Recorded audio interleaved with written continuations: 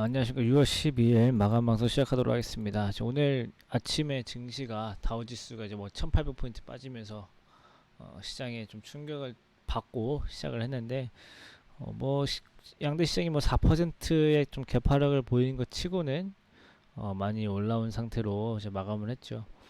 일단은 뭐 코스피 같은 경우 마이너스 2%, 코스닥 같은 경우는 마이너스 1.5%.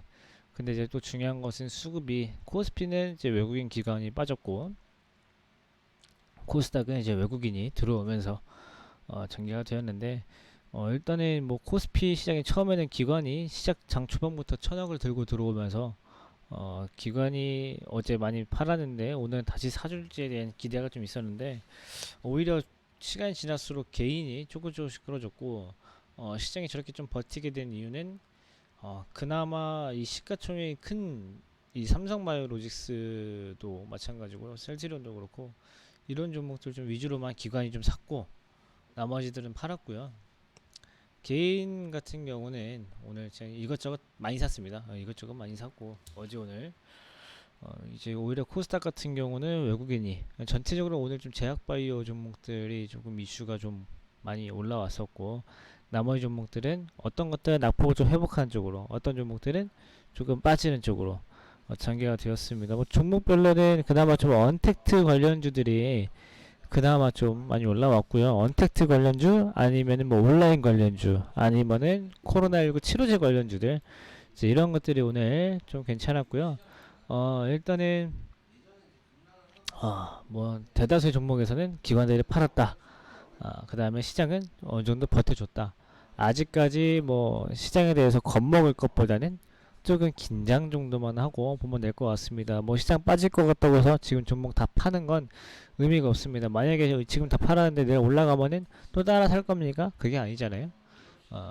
어디까지 시장이 많이 빠진다고 해도 어디까지 빠질지 모르고 반등이 어디서 나올지는 항상 그건 아무도 모르는 거예요. 뭐 전문가라고 해서 누가 다 아는 게 아니고 그거는 이제 하나의 그냥 예측일 뿐이지 정확한 것이 아니기 때문에 정확하지 않은 것에 베팅할 수는 없어요. 일단은 뭐 전반적으로는 유지를 시키고 만약에 뭐 하락에 대해서 걱정이 된다라고 하는 비중을 조금 줄여두던가 아니면은 인버스를 조금 담아두는 이런 방법이 제일 좋겠죠. 그 다음에 이제 시장이 왜 이렇게 빠졌냐라고 질문 주신 분들이 많아서 그 악재에 대해서 좀 설명을 하고 싶은데 일단은 지난 3월 2월 달에 시장이 급락한 이유가 뭐 코로나19 때문에 경제가 문을 닫았죠. 근데 반등을 쉽사리 못했던 이유가 뭐냐면은 이거 코로나 지금 나아져도 나중에 가을에 또 퍼진다 하지 않았냐. 그러면은 시장이 올해 내내 힘들지 않겠냐 이제 이런 거였는데 그래서 이제 뭐 두 가지 정도의 호재가 필요했습니다. 첫 번째는 이 2차 팬데믹에 대해서 조금 이제 불확실성을 해소하기 위한 백신 또는 치료제 이런 관련된 뉴스가 필요했고요. 두 번째는 이제 이렇게 경기가 문을 닫게 되면서 망해가는 회사들을 돌봐주기 위한 이 중앙은행의 정크본드 매입이었습니다. 근데 지난 이제 3월달에 렘데시비르 뭐 이제 4월 5월 지나오면서 클로로킨, 나파모스타트 이제 이런 뭐 여러 후보 물질들이 나오면서 치료제나 백신에 대한 기대감을 만들어줬고 또 미국도 그렇고 우리나라도 그렇고 중앙은행에서 등급의 채권을 매수해주는 통화정책을 발표하면서 경제 재개에 대한 기대감으로 증시가 상승을 해왔죠. 그래서 뭐 지금 보면은 등급의 채권 매입 계속하고 있습니다. 그래서 뭐 기업부도 이런 것들은 뭐 재정정책으로 지금 많이 지원을 좀 해주고 있고 코로나19 치료제 관련돼서도 원래 치료제랑 백신은 지금 당장 나올 걸 기대한 거 아니에요. 연말이나 내년 연초에 나올 것을 기대했던 부분이기 때문에 일단은 뭐 문제는 이제 2차 팬데믹이 막상 이제 눈에 다가오니까 뭐 2020년 내내 시장이 뭐 실물 시장이 어렵지 않겠냐. 소비가 많이 죽고 사람들 밖에 많이 안 나가면서 되지 않겠냐. 근데 사람은 어쨌든 살면서 돈은 다 벌고 돈은 다 쓰게 되어 있어요. 쓰고 싶은 거 쓰게 돼 있고 오히려 돈만 아껴뒀다고 하면은 오히려 그런 것들이 금융시장에 들어올 뿐이지 돈이라는 것은 어쨌든 사회에 많아지면 좋은 거기 때문에 버블은 점점 낄 거고요.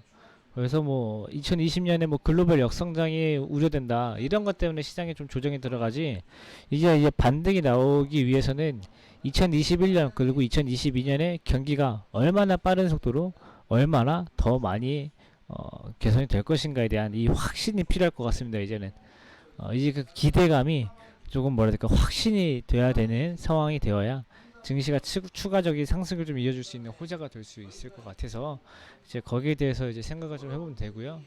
그러면 저게 뭐가 있냐? 일단은 물가랑 실업률입니다. 이제 물가랑 실업률이고 물가라는 거는 사람들이 많이 사면 오르는 것이기 때문에 이 물가라는 지표로 사람들이 소비를 하고 있느냐에 대해서 알 수가 있고 보통 이제 이런 것들은 경제 지표로 이제 발표가 되게 되는데 다음 주에 미국 소매 판매 지표 나오고요. 그 다음에 제조업 지수 나오고 그 다음에 또 내려보면은 네, 주택은 뭐 별로 필요 없을 것 같고요. 아마 6월 말쯤 되면 또 고용 관련된 얘기 나올 거고요. 경제 성장률 관련된 얘기 나올 거고 이제 이런 것들이 좀 중요하기 때문에 일단은 지금은 좀 조정이 좀 필요했죠. 왜냐면 시장이 무차별적으로 올랐기 때문에 조금 차별성을 두기 위한 조정이 필요했다. 오늘은 이 정도로만 간략하게 봐도 될 것 같습니다. 너무 걱정할 필요 없고요. 어차피 시장은 상승과 하락이 반복되고 그 와중에 조정은 항상 필요한 것이고 하락할 때도 반등에 대한 조정이 나오잖아요. 마찬가지입니다. 상승할 때도 하락 잠깐 조정 나오고 만약에 이제 아직까지는 뭐 시장이 너무 올라오면서 오늘 하루 하락했기 때문에 걱정할 것까지는 없다. 이 정도까지만 보고 걱정은 일단 뭐 다음 주에 상황 조금 더 지켜보고 그때부터 뭐 하락에 대한 계획을 한번 세봐야겠다. 이렇게 보시면 좋을 것 같습니다. 일단 이번 주말에는 주식 생각하지 말고 조금 쉬시고요. 저는 이제 다음 주에 다시 인사드릴 테니까 다음 주에 다시 뵙겠습니다. 감사합니다.